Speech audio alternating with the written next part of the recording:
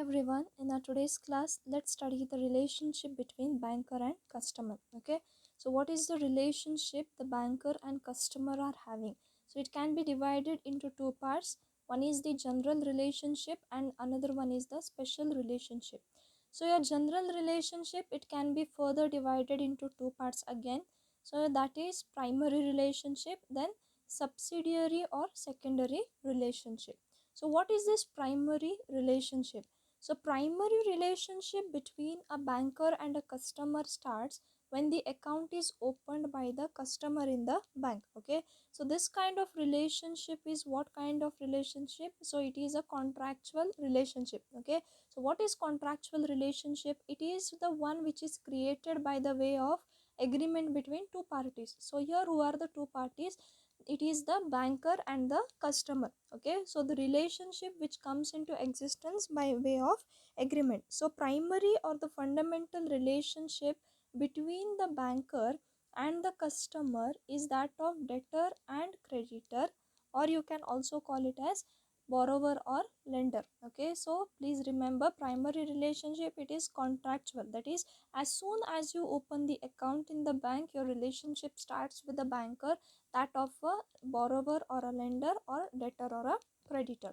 So let's see what is this debtor and creditor relationship. Okay, so this debtor and creditor relationship, you can expect it for 2 marks in your examination.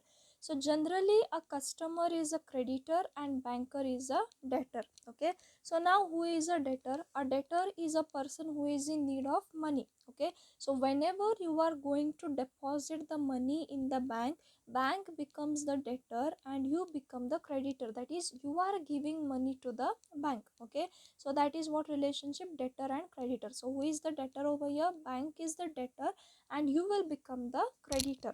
Okay, and when the customer has taken loan from the bank or customer's account is overdrawn, banker becomes creditor and customer becomes debtor. Okay, so in the second case it is vice versa. So whenever the customer is taking loan from the bank, he becomes the debtor, bank becomes the creditor. Simple. Okay, so when you are depositing or giving money to the bank, okay, not giving money but you are depositing the money in the bank will become debtor. Okay, why? Because the bank is taking money from you and you will become the creditor. Okay, so whatever money you are depositing in the bank, in return what you will get, whatever the amount you have deposited plus a specific rate of interest. Okay, that's why your banker will become a debtor for you all and you will become a creditor.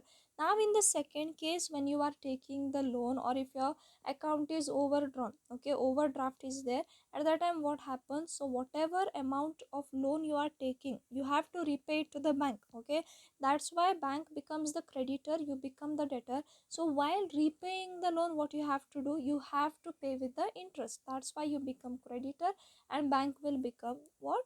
Debtor. Okay, next, special features of debtor and creditor relationship. Okay, so this is very important from the point of view of your examination. Okay, you can expect it repeatedly. They are asking it for 5 marks, or they will ask you why bank is a dignified debtor. Okay, so in special features there are various points. So today we will deal why bank is called a dignified debtor.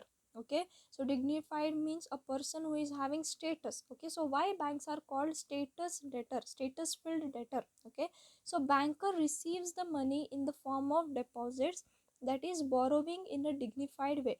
Generally when we borrow money from the people, okay, suppose if I borrow money from you people, at that time what will you consider it as? Will you consider it as deposit? No, you will say that you have given the loan, you have given loan to me. Okay, the name for that will be loan. But whereas you, when you are going to deposit in the bank, what it is called? It is deposit. Okay, you will never say I am going to give loan to the bank. What you will say? I am going to deposit money in the bank. Okay, that's why he is called a dignified debtor. Okay, now there are various reasons why it is called, why the banker is called as dignified debtor. So first one, dignified name for borrowing. Okay, this thing we have discussed already. Okay, there is a dignified name called as deposit and not as loan. Okay, so you are not giving the loan, you are saying, you will say that you are going to deposit money in the bank.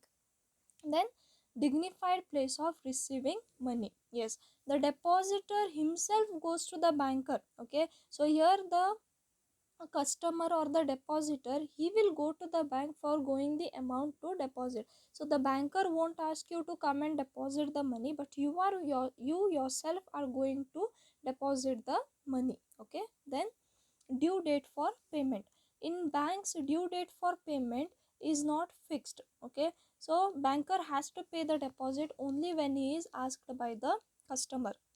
See, for your previous point, whatever your deposit is there, okay, so when we go to the bank and deposit money, that we what happens is, when you deposit the money, you won't go after a period of time and ask them for money. Okay, or you won't say for 2 years you keep this. No, so banker is not under the pressure that he has to repay the amount. No, so whenever the customer is asking, he has to give.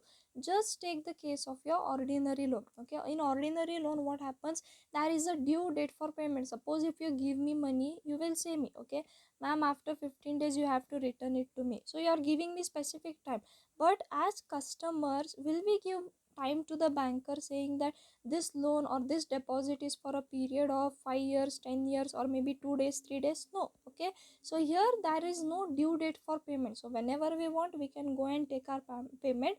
The banker won't give it. Okay, suppose if I am depositing 10,000 in my SBI account today, banker won't say after a year saying that you please take your amount, that is take your loan amount which you have given to the bank. No, no, it is called as deposit. That's why if I want, I can go and withdraw that money. The banker won't give me back. Okay, so that is what due date for payment. Then time for payment. So what is this time for payment is, banker can repay the deposit to the customer only on working days during the working hours. Okay, so there is a specific time over here. It's not that you can go in the night to the bank and all night and all the banks will be closed. That is, you have to go during the working hours and during the working days only. Suppose if it is Sunday, if it is second Saturday, fourth Saturday, suppose if there are public holidays and all, at that time you cannot go to the bank and all, okay, to asking them to give your money back. No, it will not happen. So what happens is, just take the case of your commercial loan. Okay, in general loan, what happens, you will give loan to somebody, you can go and ask them at any point of time. Okay, suppose if you are given loan to me, you can call me in the evening, you can call me in the morning and ask for loan. Okay, but here for the banker, what, there is a specific time. Okay, that is, you have to go and ask during the working days or during the working hours only. Then security. So a banker need not give any security for the deposit. Okay, now suppose if there is bulk loan which is to be taken. Okay, now suppose if I want loan of say 120,000. So if you don't know me, okay, just if the relationship between me and you is just that of a lecturer and a student, that is just take the case, I taught you for only say a week. Okay, so after teaching for a week, I'll come to you and ask you for 20,000. Will you be ready to give me the loan? Obviously no. Okay, so what will you say, ma'am, if you give some security, I will give you the loan. Okay, see, that is the general relationship between the loan person or the debtor and creditor. But in banks, what happens, when we are going to deposit the money, okay, we won't give the bank won't give us any security. Suppose if you go and deposit 1 lakh, will the banker give you any security? No, right? Suppose if you want to take the loan from the bank, okay, if you want to take the loan, what happens, you have to keep the security. Okay, it might be your LIC bond, it might be your home papers or any other kind of documents, you have to keep it as security, then the bank will give you the loan. But in our case, it's different. Okay, that is, when the customers go to deposit, the bank won't give any security of the deposit. Okay, then place for repayment. The customer cannot ask the banker to repay the deposit at a branch other than the one where the deposit is kept. Okay, now just take the example of say State Bank. Okay, so I have an account in State Bank of India in Natraj Road. Okay, so there I will go and I am having my account there, and there I will deposit say 20,000 today. Then I will go to the uh, then I will go to SBI branch which is in Ashwini Circle.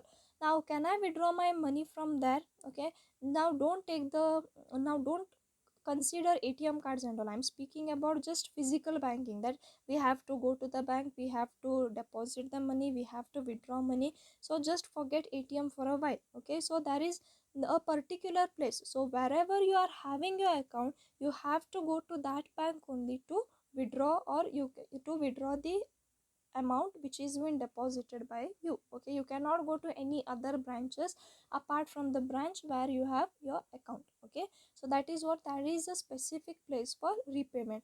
Whereas your other debts and all commercial debts, it's not like that. Okay, so there won't be any specific place of repayment. Suppose if you have given me loan, you can collect it from me from the college, or maybe in the classroom, or maybe from my home, or maybe in the road also. Okay, I can repay you, suppose if you meet me. So that is what, that is the scenario. But here for the banks, the scenario is something different. Okay, so there is specific place for repayment.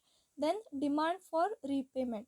So demand means what, who has to demand for the money, that is the customer. Okay, banker will not repay the money without demand from the customer. So whenever you want your money, you must go and take your money. The banker will not say you. Okay, he won't tell you please come and take your money. Suppose if you have 10 lakhs in your account, he won't say please take this 10 lakh from here. No. Okay, you, if you want, you have to go, you have to collect the money from the bank. Okay, so that's why banker is called as what, a dignified debtor. Okay, so this was the first point from your special features of debtor and creditor relationship. Okay, so the next thing we will discuss in our next class. Okay, so I hope these things are clear. If not, then you are free to ask me. Thank you, have a nice day.